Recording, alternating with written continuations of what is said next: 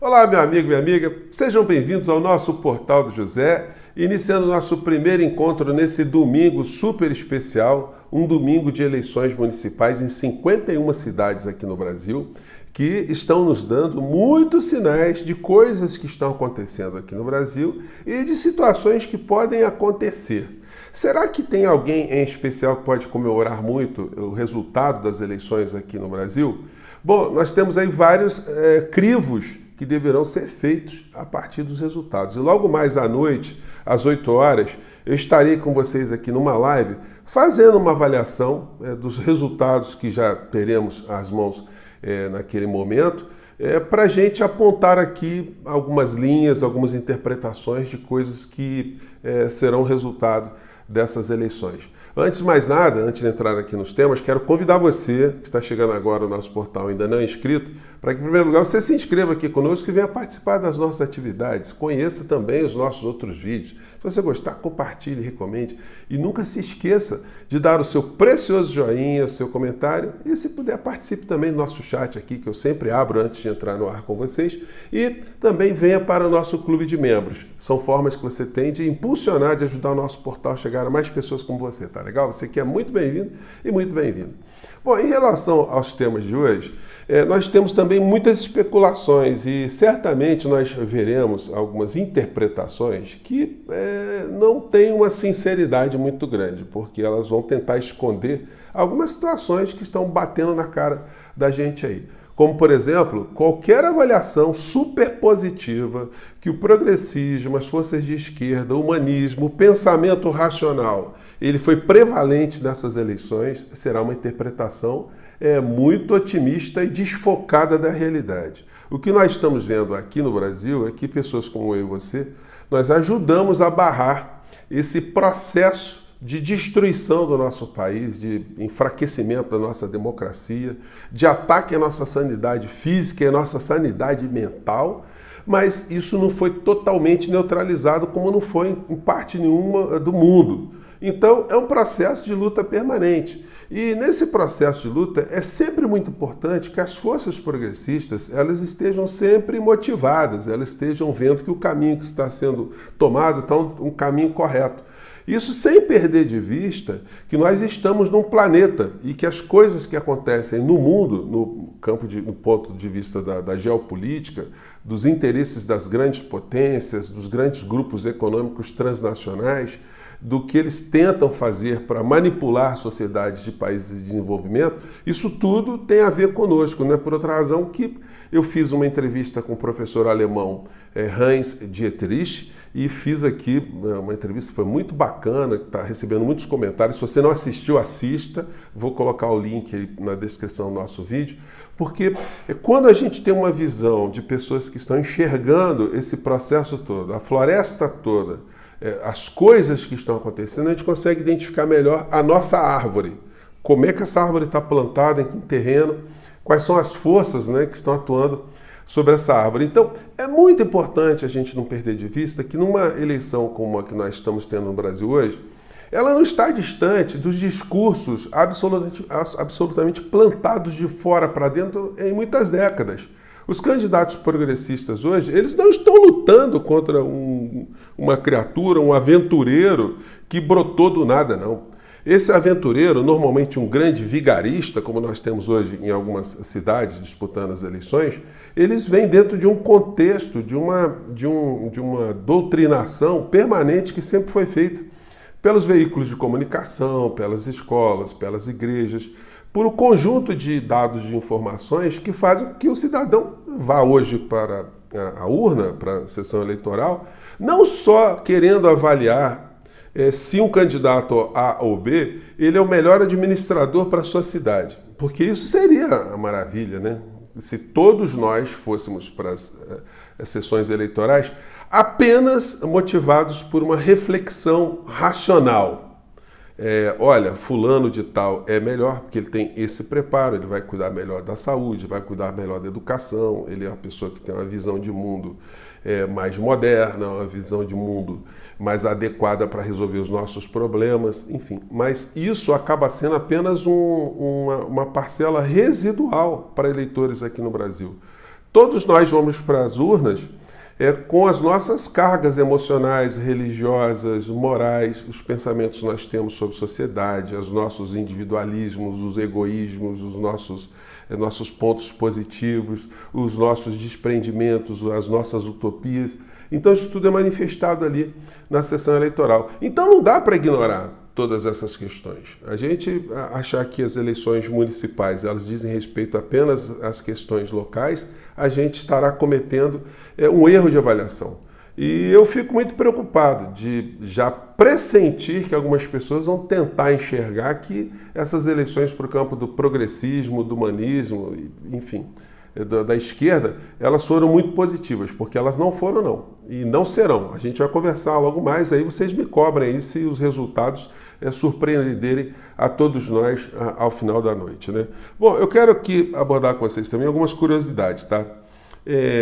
A eleição lá em Goiânia tá uma eleição onde nós temos a direita e a extrema-direita, né? Que é uma coisa dantesca para a gente olhar aqui no nosso país e aceitar isso como uma coisa normal, uma coisa natural, diante de tantos embates que nós temos.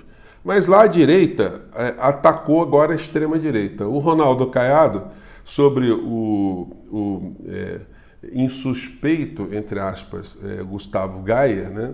Ele fez a seguinte declaração, que saiu inclusive na coluna do Lauro Jardim, né? Achei muito engraçadinho.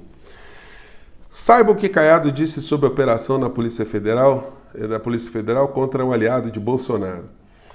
Ele disse o seguinte, né, que o Gustavo Gayer, pela primeira vez na vida, ele teve que acordar cedo, chamando dessa forma, né, Gustavo Gayer de um vagabundo, que ele nunca acordou cedo para trabalhar.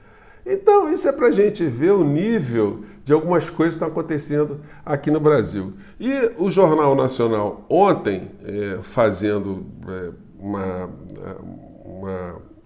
demonstração do que os institutos de pesquisa estão apontando para o resultado eleitoral aqui no Brasil, fez longamente ali, né, avaliando o Instituto Quest, o Datafolha, né, a gente vê coisas como essa aqui. Vamos 49, lá. E agora marcou 48%. Com a margem de erro tem de 46% a 50%. Guilherme Boulos, do PSOL, tinha 33%. Manteve os 33%, depois 35% e agora tem 37%. Com a margem de erro tem de 35% a 39%. Bom, então aí nós vamos ver. Declararam que vão anular ou votar. Nós vamos ver aí os institutos de pesquisa sendo colocados à prova, né, diante daquilo que eles apresentaram como dados e o resultado que nós teremos no final.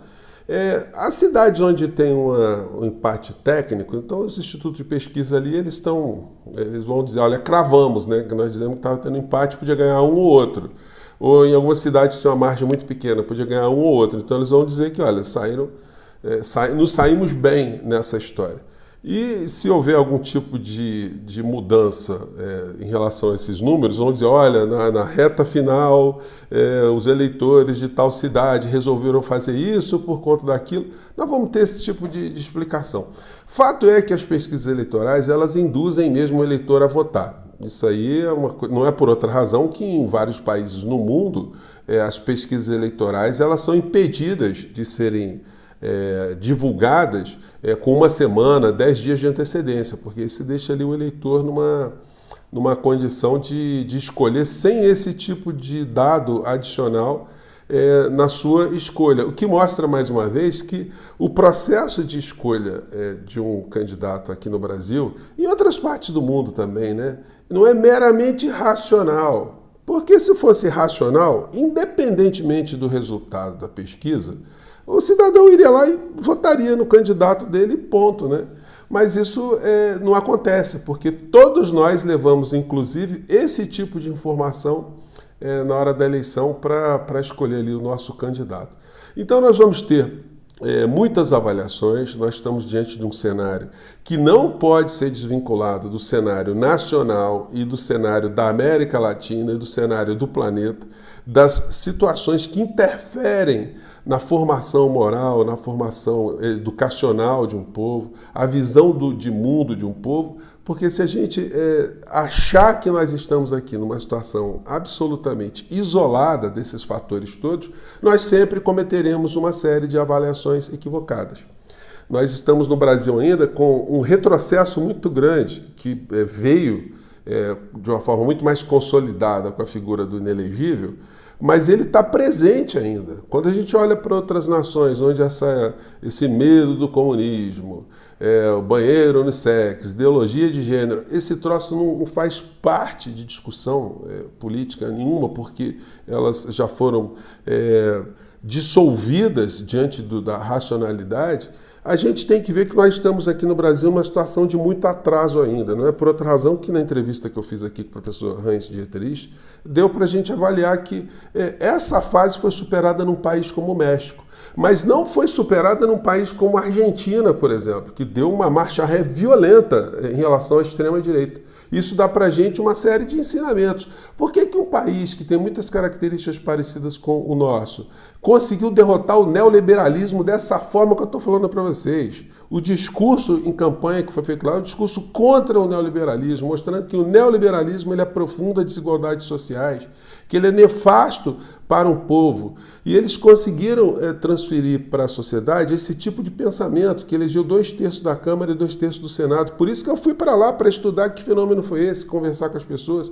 E do outro lado, aqui na Argentina, nós tivemos um processo inverso, onde o progressismo, a racionalidade que foi colocada ali, defendendo uma série de pautas de um modelo econômico neoliberal, acabou mostrando que esse tipo de comportamento, o comportamento de conciliação, comportamento de se comportar, quer dizer, o comportamento de se comportar é ótimo, né? O comportamento de estar ali sempre alinhado com a ideologia econômica que vem de fora para dentro, isso acabou resultando numa grande insatisfação da sociedade lá na Argentina e fez com que a extrema-direita ascendesse de uma forma absolutamente avassaladora contra os interesses do povo argentino, que está passando lá agora uma situação muito complicada. Então, quando a gente analisa essas duas experiências, a gente podia pegar outras experiências na América Latina também, mas essas são muito importantes para a gente entender que o que acontece no Brasil não está divorciado das coisas que acontecem mundo afora, né? Gente, eu vou ficando por aqui. Às 8 horas da noite eu estarei com vocês para reforçarmos aqui uma série de expectativas que foram nutridas ao longo desse tempo todo, confirmar algumas, dissolver outras, e vamos fazer aqui apontamentos do que é que pode acontecer com o nosso país a partir desse processo de hoje, né? Porque as filas continuam a andar, tá bom? Eu fico por aqui mais uma vez, um grande abraço, tenha você um ótimo domingo, mais tarde a gente se vê. Tchau!